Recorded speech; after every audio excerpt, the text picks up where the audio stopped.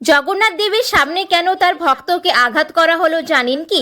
জগন্নাথ দেবের মনোহর দাস নামক এক ভক্ত ছিলেন, যিনি প্রথম জগন্নাথ দেবকে দর্শন করতে যাচ্ছিলেন। তিনি তখন পদ্ম ফুলে ভরা একটি পুকুর দেখতে পান।